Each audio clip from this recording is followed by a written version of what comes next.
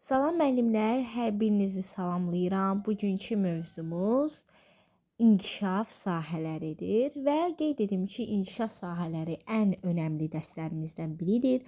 Bu həm bizə, yəni test imtahanı mərhələsində, həm müsahibə mərhələsində lazım olacaq. Və qeyd edim ki, inkişaf sahələrini bilmək demək olar ki, yəni bütün dərsləri asanlıqla yadda saxlayacağımız deməkdir. Yəni bir növ inkişaf sahələrini öyrənmək bütün dərslərin açar məqamıdır. Və qeyd edək ki, müəllimlər 4 inkişaf sahəmiz var və inkişaf sahələri yaş qrupları üzrə dəyişmir. Həmçinin də məzmun xətti adlanır. Və belə qeyd edək ki, hər bir inkişaf sahəsinin özünə aid xüsusiyyətləri var. Yəni biz inkişaf sahələri üzrə uşaqları həm orqanizm möhkəmləndirilməsi, həm yaxşı bədən quruluşu, həm məktəbəqədər yaş dövründə sağlamlığın hər tərəfli hazırlığını, yəni əsası qoyulur. Uşaqlarda gigiyenik qulluğun təminatı olur. Daha sonra uşaqlar təhlükəsizlik qaydalarına riayət edirlər. Daha sonra uşaqların təfəkkürü, təxəyyülü, yaradıcılığı, diqqəti, hafizəsi artır. Uşaqlar sosiallaşa bilirlər, ünsiyyət qura bilirlər. Yəni hamısı bir növ, yəni inkişaf sahələri üzrə olur. Və qeyd edim ki, 4 inkişaf sahəmiz var.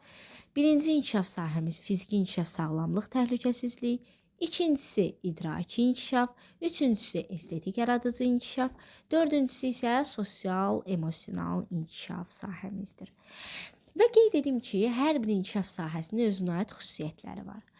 Məsələn, keçirik birinci inkişaf sahəmiz olan fiziki inkişaf, sağlamlıq və təhlükəsizlik. Nədir? 3 əsas standartı var. Baxın, 1.1, 1.2 və 1.3. Nədir? 1.1 fiziki hərəkətləri uşaq yerinə yetirir. Uşağın masadan qalxması, oturması, qaçması, iməkləməsi hamısı yəni aiddir birinci inkişaf sahəsinin 1.1 əsas standartına. Məsələn, uşaqların burada kiçik motor bacarıqları, böyük motor bacarıqları inkişaf edir. Daha sonra burada uşaqlar məsələn, tutaq ki, deyirik kiçik motorika nədir? Bir növ uşağın əli ilə elədiyi, yəni belindən yuxarı bacarıqlar. Yəni uşağın əli ilə tutaq ki, sapa muncuqları düzür, bir növ kiçik motorikası inkişaf edir, diqqəti inkişaf edir, əl-göz koordinasiyası inkişaf edir. Daha sonra böyük motor bacarıqlar uşağın xizək sürməsi, topa təpik vurması, bir növ ayağı ilə etdiyi. Bunlar da adlanır böyük motor bacarıqlar. Yəni 1.1 əsas standartında nə başa düşdüyü fiziki hərəkətləri uşaq yerinə yetirir. Uşağın masadan qalxması, oturması, iməkləməsi, qaçması, əli ilə etdiyi hərəkətlər, yəni hamısı aiddir 1.1-ə. Sonra keçirik 1.2 əsas standartına. Nədir 1.2 əsas standartı? Masa arxasında ümumi davranış qaydalarına əməl edir. Uşaq öz çəngəlindən istifadə edir, gigiyena qaydalarına əməl edir, gün rejimi təyin olunur və uşağa gigiyenik qulluğun təminatı, düzgün qidalanma öyrədilir. Bir növ uşaqların sağlam qalması üçün. Yəni biz 1.2 əsas standartında uşağa öyrədəcəyik masa arxasının ümumi qaydaları. Yeməkdən əvvəl uşaqlar əllərini yumalıdırlar. Daha sonra masaya əyləşməlidirlər. Öz səngəlindən, bıçağından, gigiyenik vasitələrdən daha sonra məsələn öz dəsmalından, darağından istifadə edir. Sonra gəlir 1.3 əsas standartı. Təhlükəsizlik qaydalarına əməl edir. Uşaq burada kəsici deşici alətləri tanıyır, yol nişanlarını bilir, fövqəladə hallar zamanı nə etməli olduğunu bilir. Məsələn, biz bağçada uşaqlara zəlzələ oldu və yaxud da yanğın baş verdi. Artıq biz uşaqlara yavaş-yavaş sujetli rollu oyunlar zamanı keçirik. Yəni bu məqamlarda nə etmək lazımdır? Daha sonra yol nişanlarını öyrədirik. Yəni yol qaydalarını, işıqforu öyrədirik.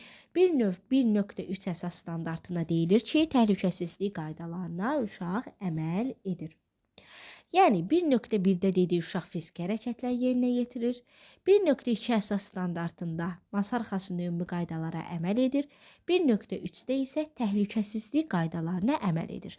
Yəni bizim fiziki inkişaf, sağlamlıq və təhlükəsizlik qısaca olaraq həm uşaqlarda hərəkəti, həm gigiyenik vəsaitləri, məsələn, gigiyenik qulluğun təminatını, daha sonra isə təhlükəsizlik qaydalarına əməl etməyi öyrədir. Sonra keçirik idraki inkişafa və qeyd edək ki, idraki inkişafında 3 əsas standartı var.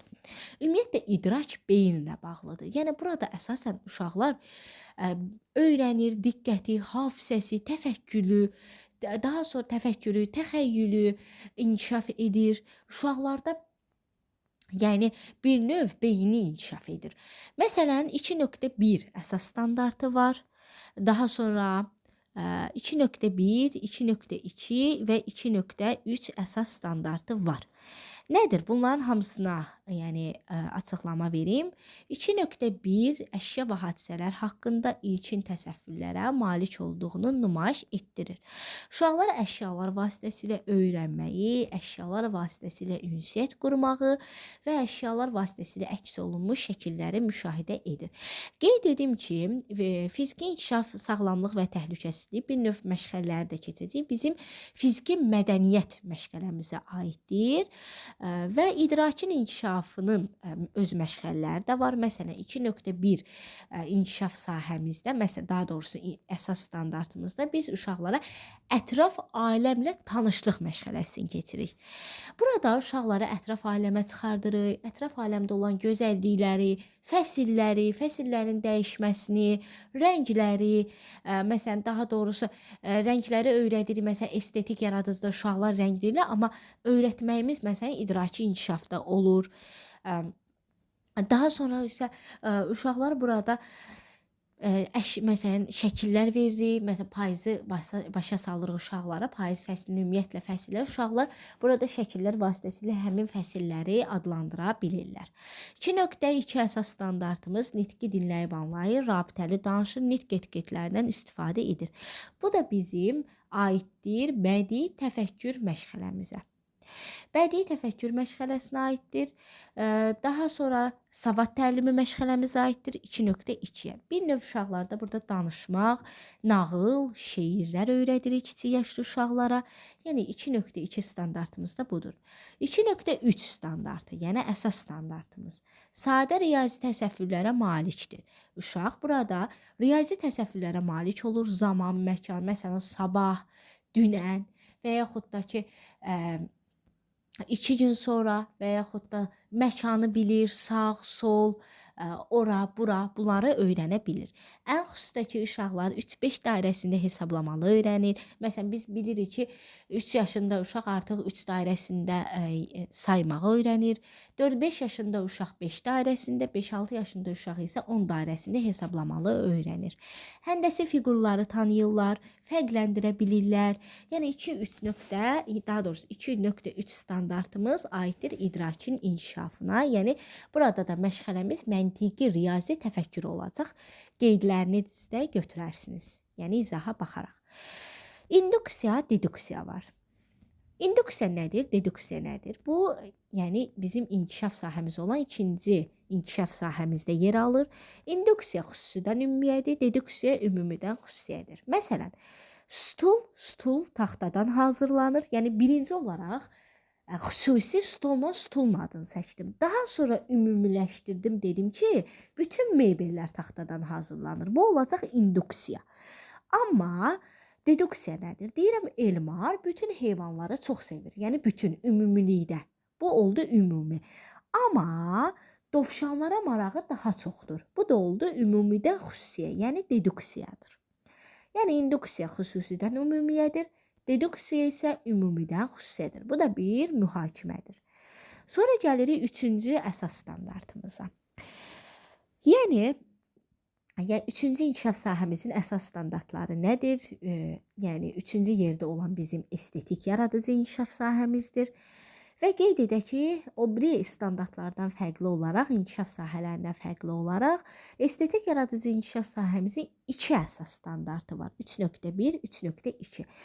Burada uşaqların təxəyyülü, daha doğrusu rəng çalarlarını öyrənirlər, musiqili öyrənirlər, musiqi duyumlu olurlar.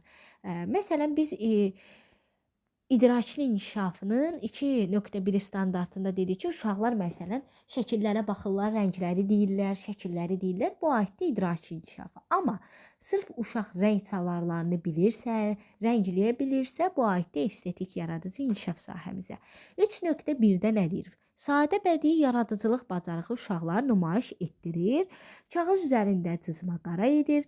Rəsm, aplikasiya bura daxildir. Quraşdırma, daha sonra quraşdırma dedik.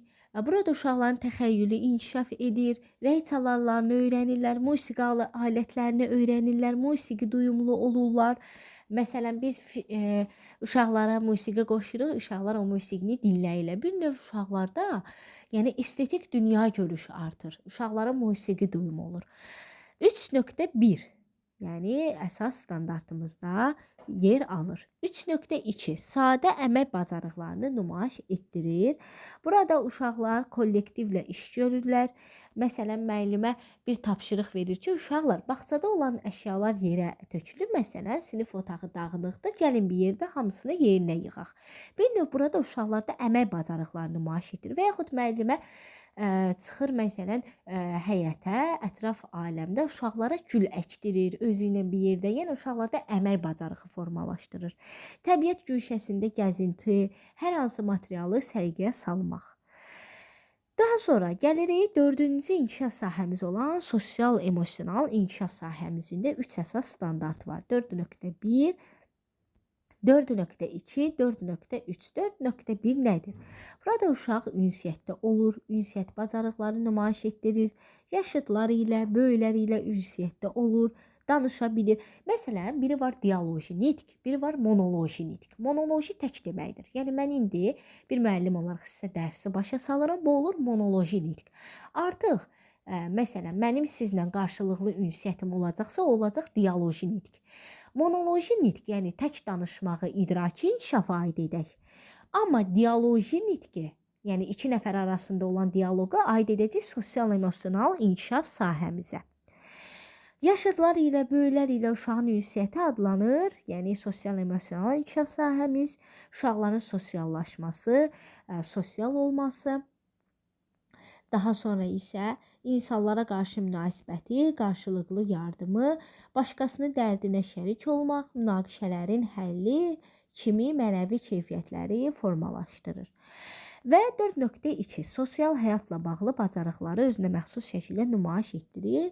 Uşaq burada məsələn oyunxaq olmağı öyrənir və mənəvi keyfiyyətlər, qarşılıqlı, yəni anlaşma, yaşıdlarına güzəşt, daha sonra hörmət, ehtiram, xeyirxahlıq, qayğıkeşlik hamısı aid olur, yəni sosial-emosional inkişaf sahəmizə.